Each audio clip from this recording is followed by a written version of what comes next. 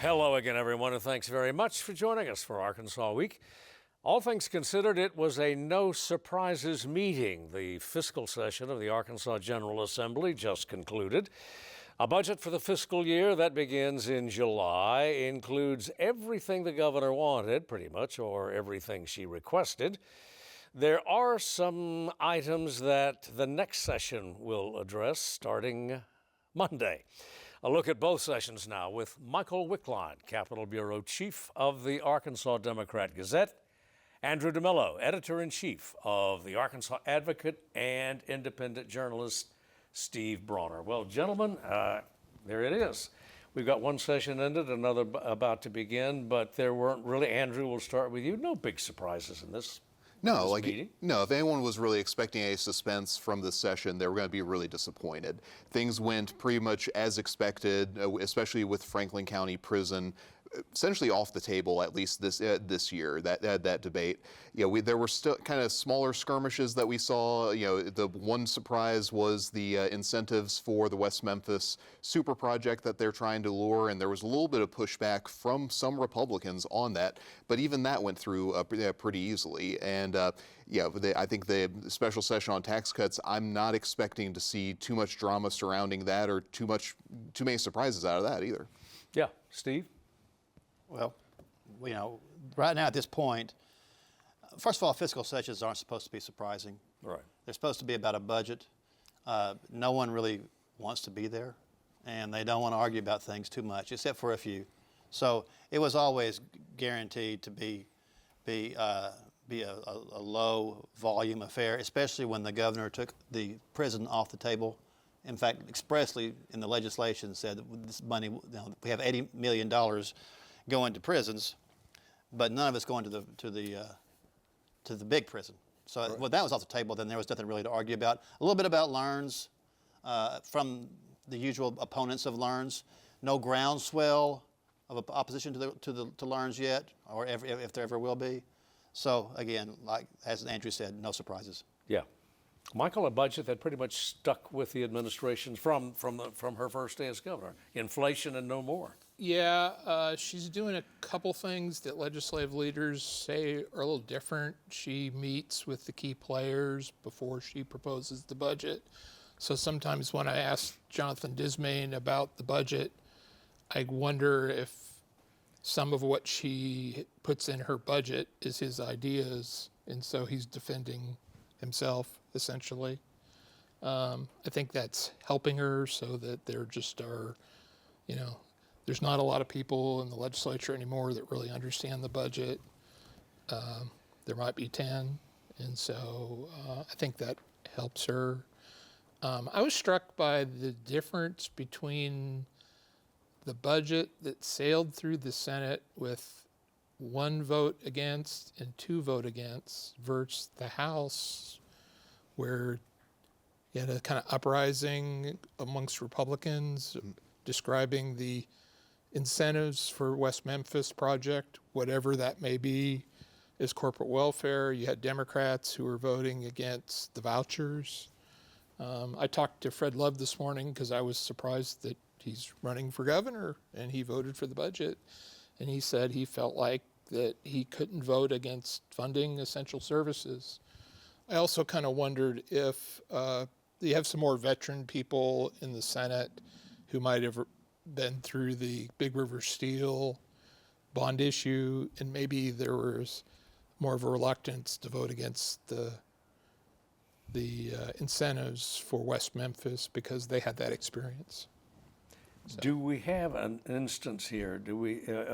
Governors tend to lose muscle along the way, and it's not quite fair to declare, I don't think, Ms. Sanders a lame duck just yet. But as Michael, as everybody here noted, there's starting to be a bit of pushback that you would not have seen in her first or second sessions.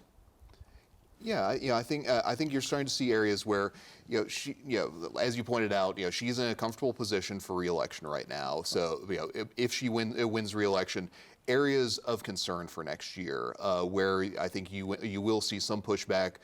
Some areas where Republican legislators are feeling more comfortable about speaking out, even if they're unsuccessful on it. One of the areas was the effort to eliminate Joe Porfiry's position, the former corrections secretary, as an advisor to her. That didn't really, that wasn't successful, but still, even the fact that there was that effort kind of shows you where's there is that pushback. I think, kind of like Wickline said on the House, some of the pushback on incentives is showing that there's a divide among Republicans on some issues and on some populist issues too, like that. Sure. Well, and one of them is out in the state anyway. You're starting to pick up more and more an added concern about the LEARNS Act.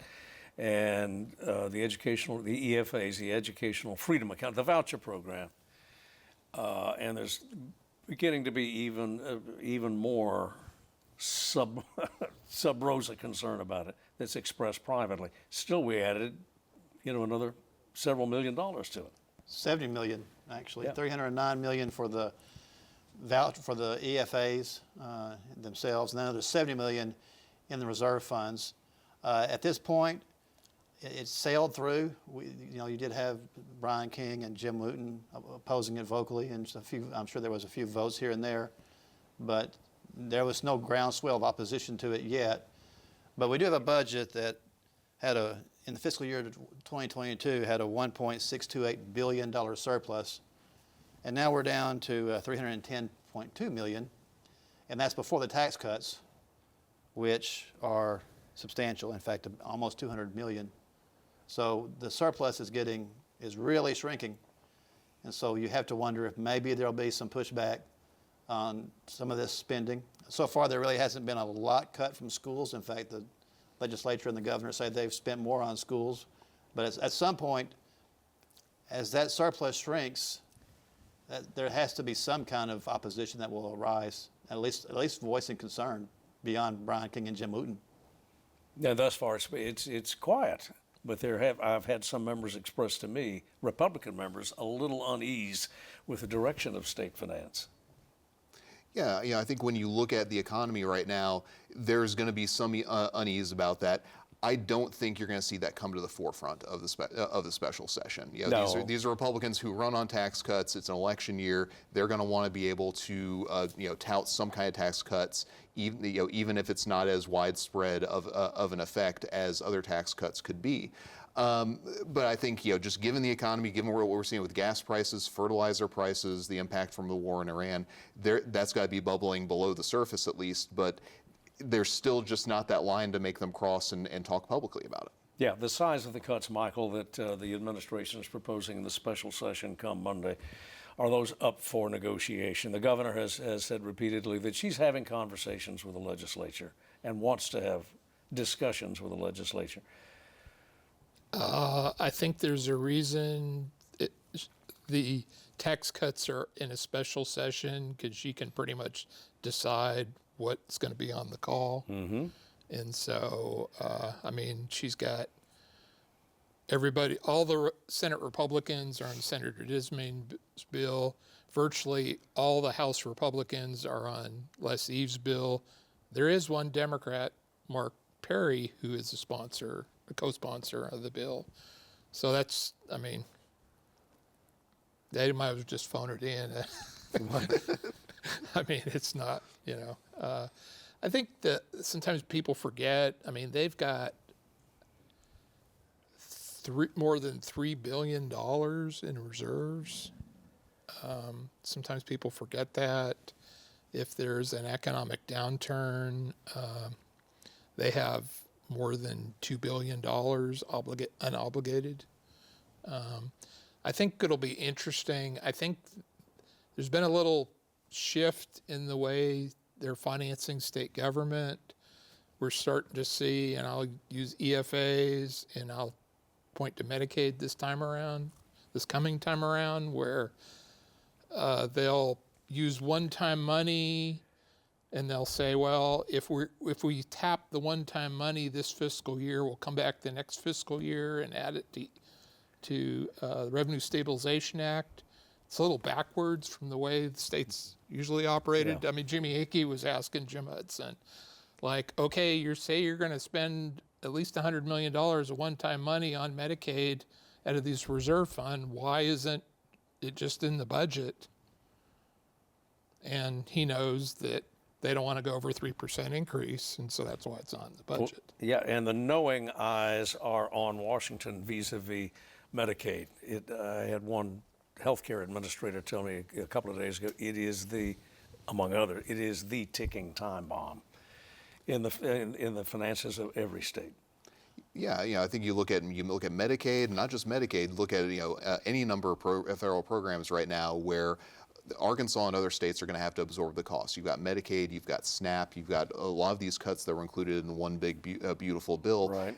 And some of this wasn't really addressed in the fiscal session, and a lot of this is going to kind of trickle down into when they're back next year for the more wide-ranging general session. And Arkansas, like most states, is a recipient state, which means that it gets more money from the federal government than it sends, which is easy to do when you run $2 trillion deficits. So at some point, those numbers are going to add up too, or fail to keep adding up. And at that point, how much more will the state be able to keep counting on from the federal government? And it was noted by any number of people just the other day that now U.S. GDP is equal to the debt, or the debt is equal to GDP. Go back to prisons for just a second. As we noted, we added about $70 million, I think, in that neighborhood. 73.9, I think. Yeah, close to $80 million, I think. But with specific language saying West Arkansas, Franklin County specifically, is off limits, at least for the time being. Does the time being mean forever? The governor, she said she still thinks that Franklin County is the best site, but she's also said that she's open to hearing other ideas. So she's not explicitly giving up on it, but at least sent the message, not right now.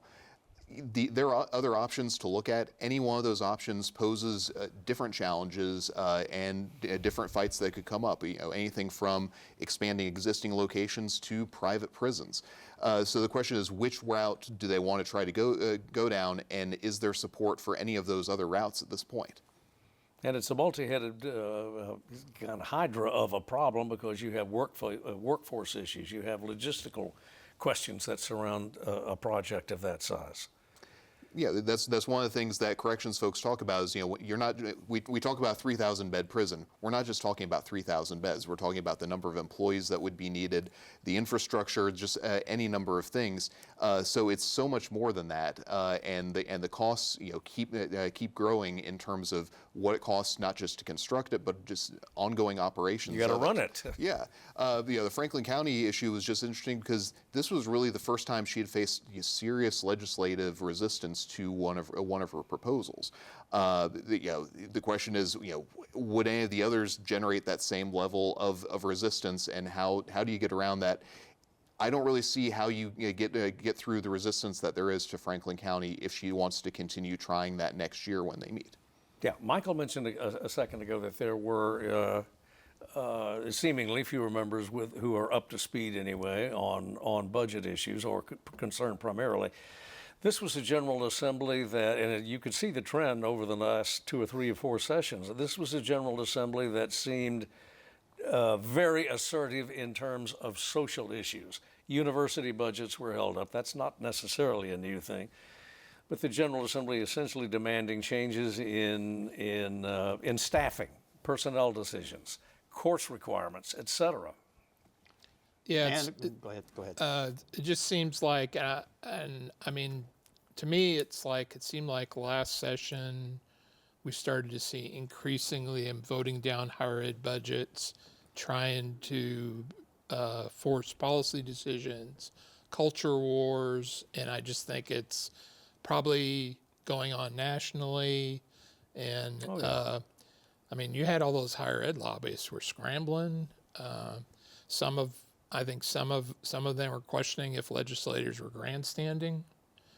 But I think it's I think it's something we're going to see more and more of this stuff. I mean, the U of A law dean decision for them to pause on that and back away. I think it's just energized social conservatives to make objections to a variety of things. You know, it's whether it be gender studies or student fees, or the perception that the U of A is going to have a student fee for athletics. Anyhow, I just think it's just we're going to see more and more of that. Like I said, some people see some of it as grandstanding. We'll see. But Yeah, Andrew? You know, it used to be on Amendment 33, the amendment that protected independence of universities, used to be kind of the red line that lawmakers wouldn't cross or kind of knew was there. It seems like right now, and going back to the lauding and the withdrawal of the offer to her by UA Fayetteville, all of this is they're a lot more willing to kind of test that line and kind of see how solid of a line it is. I think what we saw with the session this time around, this is a preview of what to expect next year, and it's not just going to be UA Fayetteville. I think it's going to be multiple schools that are really going to feel this pressure. Yeah, and one of those cultural issues has been PBS. We got an appropriation for overall operations, M&O, for Arkansas PBS, or Arkansas TV, I think it's called now. But a similar bill, or a bill that was designed to maintain the state's affiliation with PBS National, continued to fail. Couldn't get $550,000 Yeah. in a budget that's, $6.7 billion.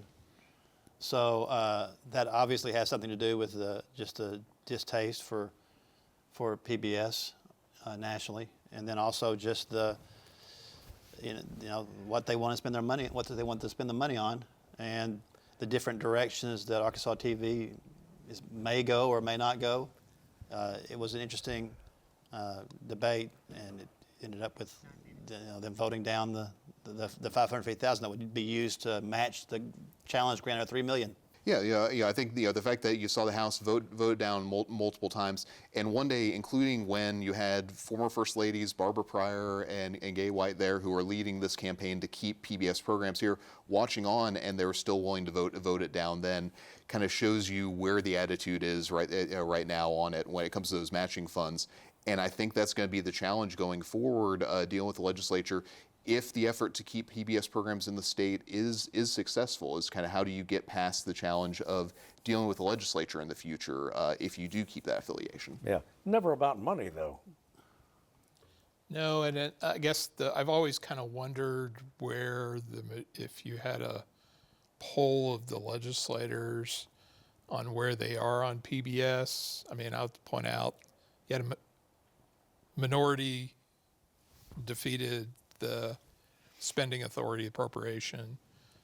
So when it comes to PBS, is Dan Sullivan, does he represent 80% of the legislature, or is there, my supposition is there's a lot of more opinions in between about PBS.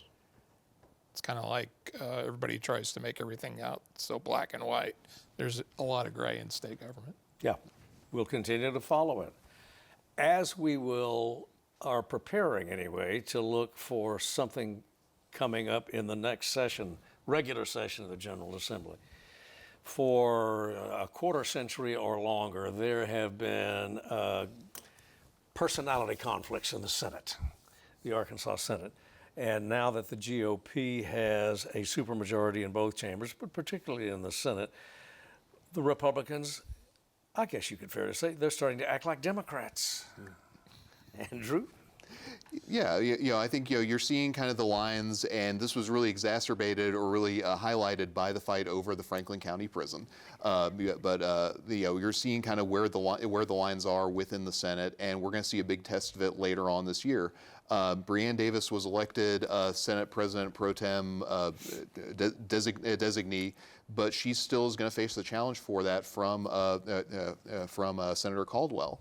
Ron Caldwell. Yeah, and he leads a faction that has been a lot more willing to challenge the governor on issues, including the prison.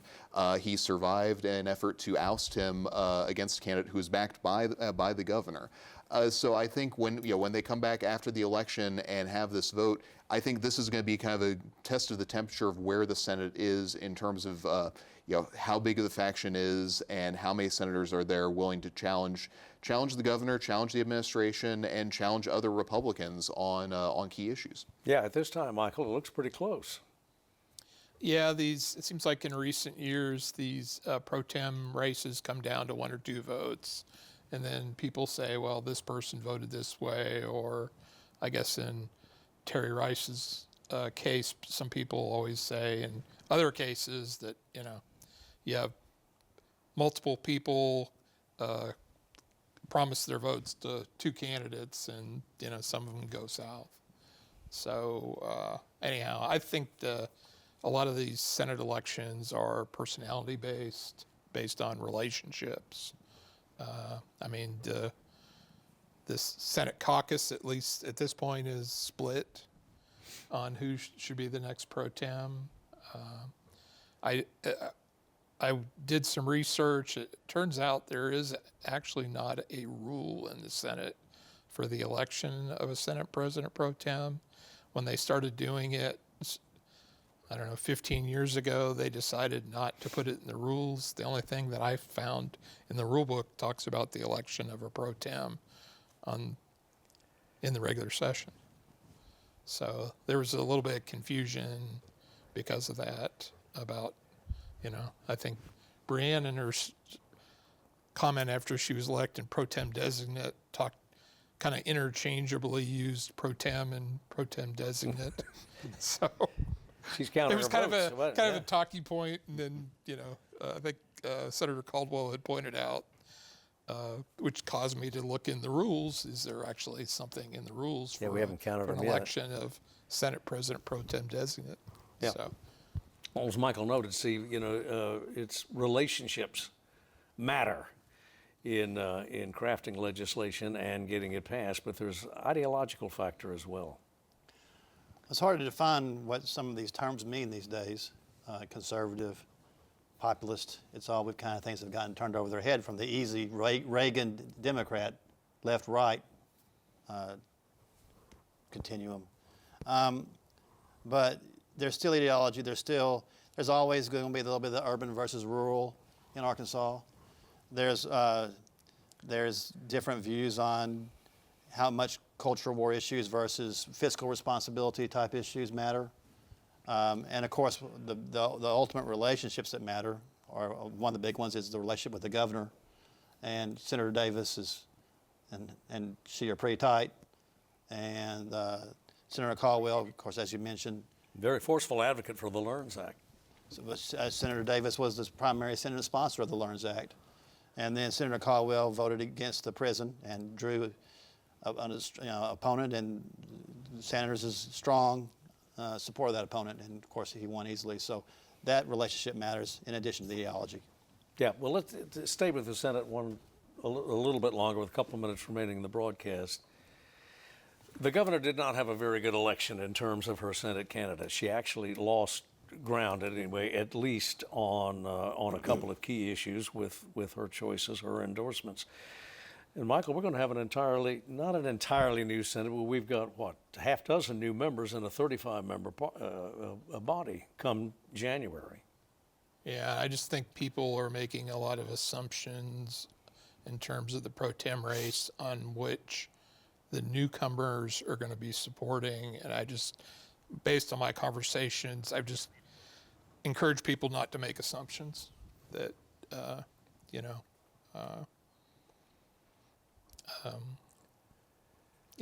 it'll be interesting. Like I said, I presume the vote will be closer than what we got. I guess Hester said he didn't vote, so it was 21 for Senator Davis. I presume the race is closer after the election.